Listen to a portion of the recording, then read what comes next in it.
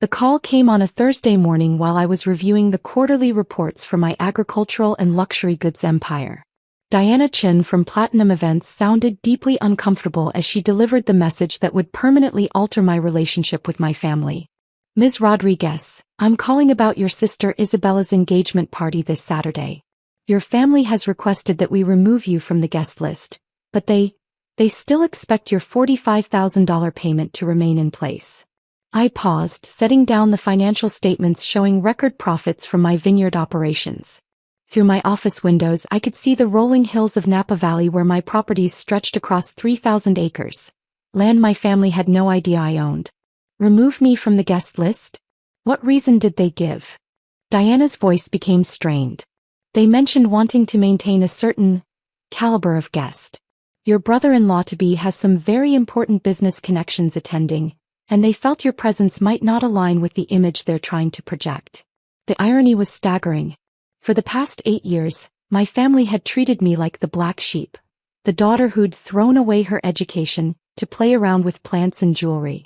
They had no idea that my plant hobby had evolved into Verde Vista Holdings, a $2.7 billion empire encompassing luxury vineyards, high-end jewelry stores, and the largest greenhouse operation on the West Coast. I see. And they expect me to fund a party I'm not sophisticated enough to attend. It appears so, yes. Your mother specifically mentioned that Isabella has been planning this engagement for months, and they don't want to disappoint her by reducing the celebration's scale. Isabella, my younger sister, the golden child who'd followed every path my parents had laid out for her. MBA from Stanford, corporate consulting career, engagement to a hedge fund manager. She was everything they'd wanted me to be, while I'd chosen dirt under my fingernails and the unpredictable world of agriculture and retail. Diana, I need you to cancel the entire event. I'm sorry, what? But ma'am, it's your sister's engagement celebration. I can't just. Yes, you can. Because the party is being held at Sunset Ridge Vineyard, which I own.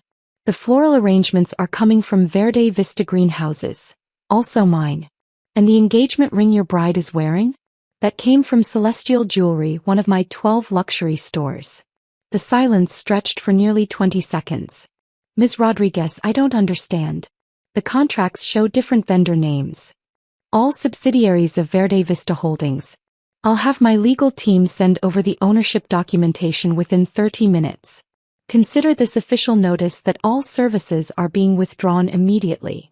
After hanging up, I sat in my office overlooking the vineyard that had started my empire. 8 years ago, I'd used my college fund to purchase 20 acres of struggling grapevines, much to my family's horror. They'd wanted me to use that money for graduate school, to follow Isabella into the corporate world where real success happened. What they never understood was that I hadn't failed at their version of success.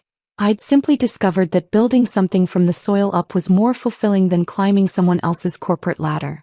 Every dollar I'd made from that first harvest had been reinvested. More land, better equipment, expanded operations. Then I'd diversified into greenhouse operations, supplying high-end restaurants and luxury hotels. The jewelry stores had come later, when I'd learned that wealthy vineyard visitors wanted exclusive pieces to commemorate their experiences. But to them I was still just Carmen, the disappointment who'd chosen manual labor over a corner office. My phone buzzed. Isabella's name appeared on the screen. Carmen, what did you do? Diana just called crying, saying the engagement party is cancelled. Good afternoon to you too, Bella. Don't Bella me.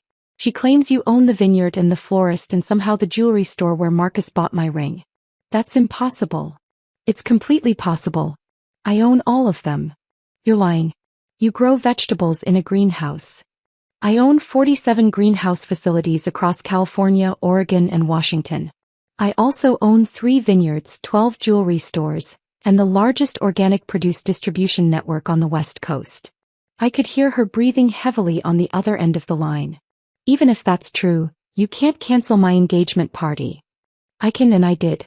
You decided I wasn't good enough to attend, but my money was good enough to pay for it.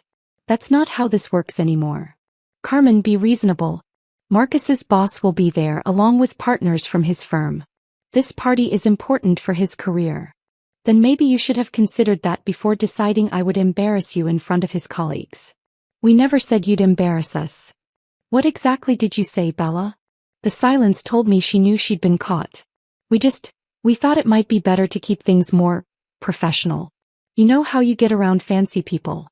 How do I get around fancy people? You always talk about plants and dirt, and it's not the kind of conversation that impresses investment bankers. There was the real reason. I talked about things I was passionate about instead of making small talk about stock portfolios and market trends. I see.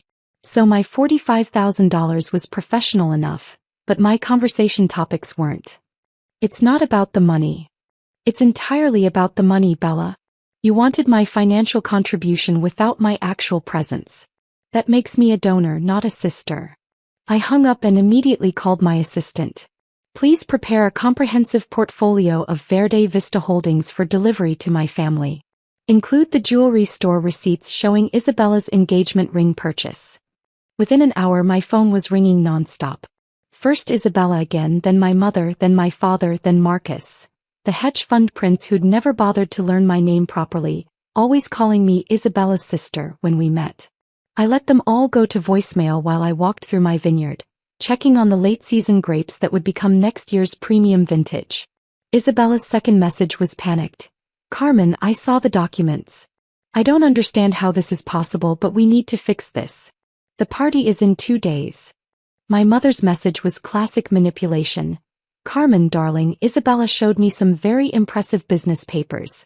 We had no idea you'd done so well with your little garden business. But surely family comes first. Your sister needs this party for her future happiness. My father's message was more direct. Carmen, this is your father. I've reviewed the documentation Isabella provided. We need to have a family meeting immediately. There are clearly things we need to discuss. Marcus's message was what I expected. Carmen, this is Marcus, Isabella's fiancé. I think there's been a misunderstanding about the engagement party. As someone in finance, I'd be very interested in learning more about your business operations. Perhaps we can find a solution that works for everyone. Now he was interested in my business operations. Convenient timing. I waited until evening to return any calls, starting with my parents. They were at Isabella's apartment, no doubt planning damage control. Carmen. My mother's voice was artificially bright. We've been trying to reach you all day.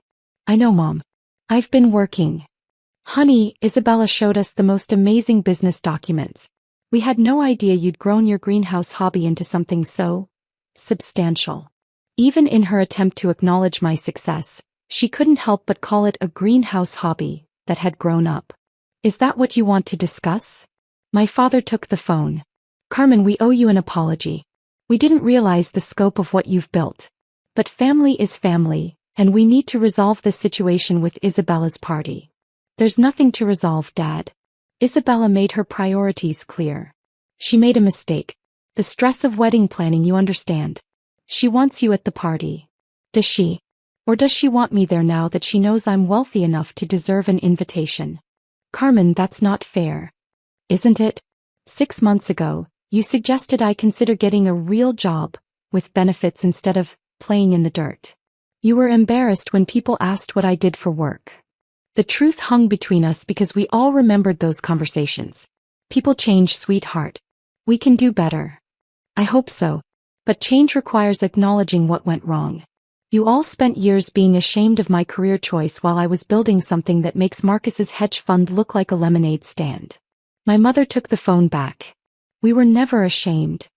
Mom, you literally introduced me to people as your daughter, who's trying to make farming work, while introducing Isabella as our successful business consultant.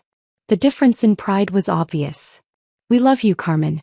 We've always been proud of your independence. My independence. Not my success, not my business acumen, not my ability to build something from nothing. My independence. Like I was a stubborn child who'd finally learned to tie her own shoes. That's not what I meant. It's exactly what you meant. And it's fine, Mom. I understand now where I stand in this family. So what happens now? My father asked quietly. Now Isabella and Marcus find a new venue, new flowers, and a new jeweler to resize her ring since it came from one of my stores. Carmen, please.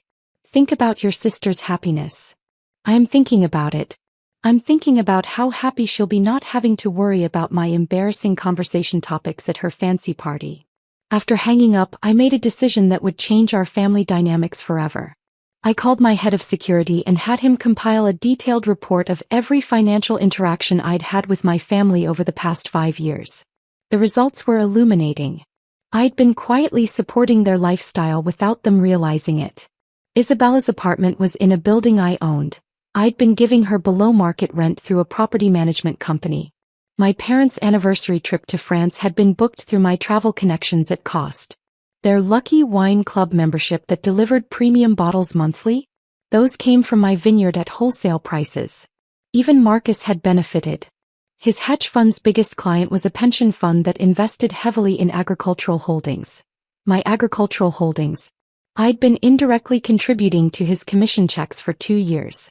I'd been the invisible hand making their successful lives more affordable while they looked down on me for choosing dirt over dividends. But I also did something else. I called the most exclusive event planning company in San Francisco and arranged for a surprise engagement celebration for Isabella and Marcus. Not at my vineyard but at my private estate in Sonoma, a property they didn't know existed. Then I contacted their actual friends, the people who'd known Isabella since college, and invited them to celebrate her engagement properly. If my family wanted to exclude me from their networking event masquerading as a celebration, fine. But I was still going to honor my sister's engagement the way it deserved to be honored. Saturday morning arrived with perfect California sunshine. I was in my greenhouse, checking on the rare orchids I cultivated for high-end hotels, when my security system alerted me to visitors at the estate gate. Through the camera I saw my father's Mercedes with my entire family inside. I'd never invited them to the Sonoma property. They'd never known it existed. The estate was something I'd purchased 2 years ago when I wanted a more private space away from the commercial vineyard operations. "How did you find me?" I asked through the intercom. "We hired a private investigator," Isabella said, her voice tight with stress. "Carmen, we need to talk."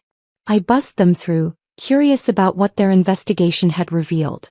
They drove slowly up the winding driveway, past the guest cottages and sculpture garden, until they reached the main house. Through my office window I watched them sit in the car for several minutes, taking in the scope of the property. When they finally approached the front door my mother was crying. "Carmen, this place is incredible." "Thank you. Would you like to come in?" They followed me through the foyer with its soaring ceilings and living walls of plants, past the great room with its floor-to-ceiling windows overlooking the valley, to the kitchen that opened onto the infinity pool terrace. "The view is breathtaking," Isabella whispered. I bought the property for the privacy and the growing conditions. The house was a bonus. Marcus was studying the wine collection displayed along one wall. Bottles from my vineyard, many of them vintage years worth thousands of dollars each. "Carmen, this wine collection alone must be worth more than your annual salary, yes." My father was examining the custom cabinetry made from reclaimed wood from my original vineyard. "Sweetheart, this must have cost millions. I own it outright. No mortgage, no business loans. Everything you see was purchased with profits from my greenhouse hobby." Isabella sank into one of the kitchen island stools. "Why didn't you ever tell us about any of this?" "Because I wanted you to be proud of me for following my passion and building something meaningful, not impressed by my bank account. I wanted you to invite me to your engagement party because I'm your sister, not because I can afford to pay for it." "But we are proud of you," she protested.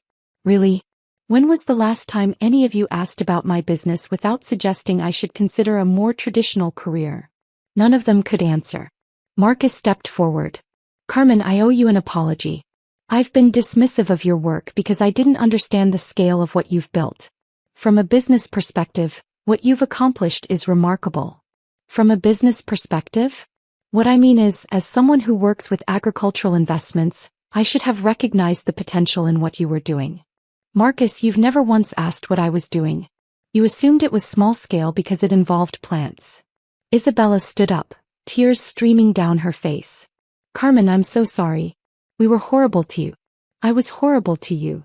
You were thoughtless. There's a difference. I don't want to party without you. I never did. I was just scared that Marcus's colleagues would judge our family if they thought we weren't successful enough." "And you thought I made the family look unsuccessful?" "I thought your work was small and local and I was intimidated by Marcus's world. I wanted everything to look perfect." I looked at my sister, really looked at her. She was still the little girl who'd followed me around the garden when we were children, asking questions about every plant and flower. Bella, what makes you happy? Not what impresses Marcus's colleagues, but what actually brings you joy. She thought for a moment. Working with plants, actually. I loved helping you in the garden when we were kids. I've always missed that connection to growing things. Then why did you choose consulting? Because it was what Mom and Dad expected. Because it seemed more impressive than getting dirt under my fingernails. What if impressive isn't the goal? What if the goal is building a life that fulfills you? Is that what you did? Every day. Even when it was scary, even when you all thought I was making a mistake. My mother joined the conversation. Carmen, we want to understand what drives you. We want to support your dreams, not dismiss them. Even when those dreams don't match your expectations? Especially then, my father said firmly. We've learned that our expectations were too narrow. My phone chimed with a text from my event coordinator. Private engagement celebration ready at Estate Gardens.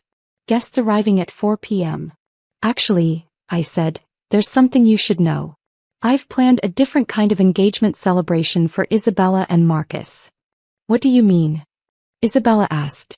Your real friends, the people who love you for who you are, not your professional connections, will be arriving here in a few hours for an intimate engagement party. I've arranged for your college roommate to fly in from Boston, your theater friends from Stanford, and Marcus, I contacted your college buddy who runs that nonprofit you've mentioned. You did all this? Isabella's voice was thick with emotion. You deserve to be celebrated. But by people who love you, not by those you're trying to impress for business reasons. Marcus looked uncomfortable. Carmen, I should explain about my colleagues. You don't need to explain anything to me, Marcus. But you might want to think about whether building a marriage on impressing other people is the foundation you want. Isabella started crying again. Carmen, can you forgive me? I was so wrong about everything. I can forgive you. But things have to change. I won't be treated like the embarrassing family member who's only valuable for her checkbook. They will change, Isabella promised. I want to know about your businesses, your passion for growing things, everything. I want to understand why you chose this path and what drives you. And I want to learn from you, Marcus added quietly. About building something sustainable, about following your vision even when others doubt you. That afternoon, I watched Isabella and Marcus celebrate their engagement in my garden overlooking the Sonoma Valley. 30 of their closest friends had come, people who'd known them for years and cared about their happiness, not their professional networks. Isabella gave a toast that surprised me. To everyone who came to celebrate with us today, thank you for loving us for who we are.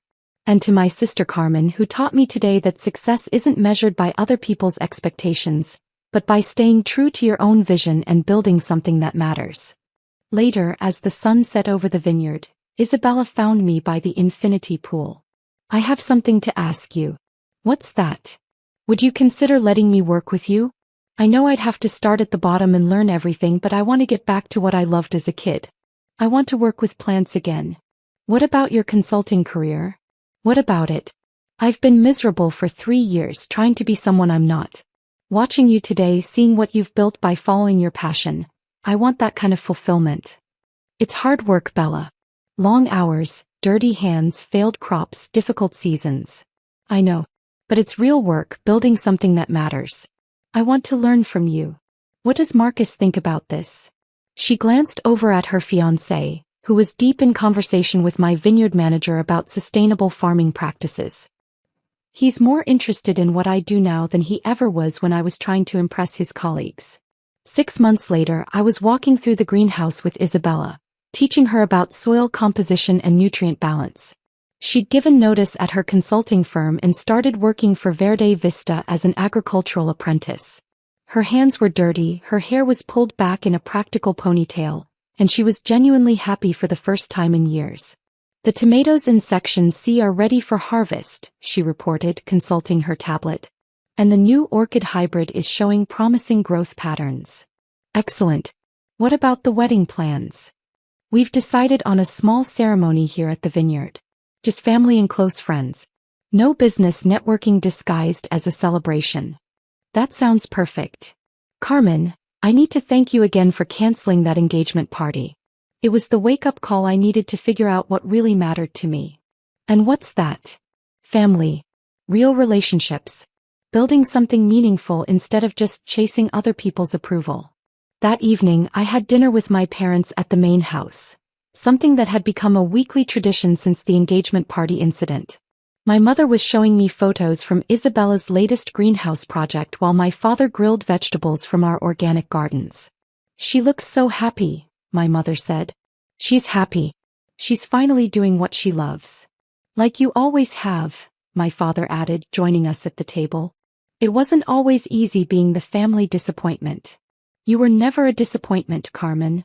We were just too narrow-minded to see the bigger picture. And too proud to admit when we were wrong," my mother added. Marcus arrived with wine from my vineyard, another new tradition. He'd become genuinely interested in sustainable agriculture and was considering shifting his investment focus to green technologies. "Carmen, I've been thinking about what you said about building something meaningful versus just making money. And I want to start an investment fund focused on sustainable agriculture and environmental technology. Would you consider being a founding partner? Only if you understand that this isn't about making quick profits. It's about building systems that will sustain communities for generations." That's exactly what I want to be part of. As I watched my family gathered around the dinner table, sharing stories about their days and planning future projects together, I realized that canceling the engagement party had been the best decision I could have made. Not because it punished them, but because it forced all of us to confront what really mattered. Now, instead of being the family embarrassment who secretly funded everyone's lifestyle, I was simply Carmen, successful businesswoman, devoted sister and daughter, and the person they came to when they wanted to learn about building something that would last. And that, I thought as Isabella showed me her sketches for expanding the orchid program, was worth every uncomfortable conversation it had taken to get here. The following weekend, as I stood in my vineyard watching Isabella and Marcus exchange vows surrounded by the plants and flowers that had brought our family back together, I felt a deep sense of satisfaction. Not because I'd proven my worth to my family, but because we'd finally learned to love each other without conditions. That, more than any business success, was the real harvest.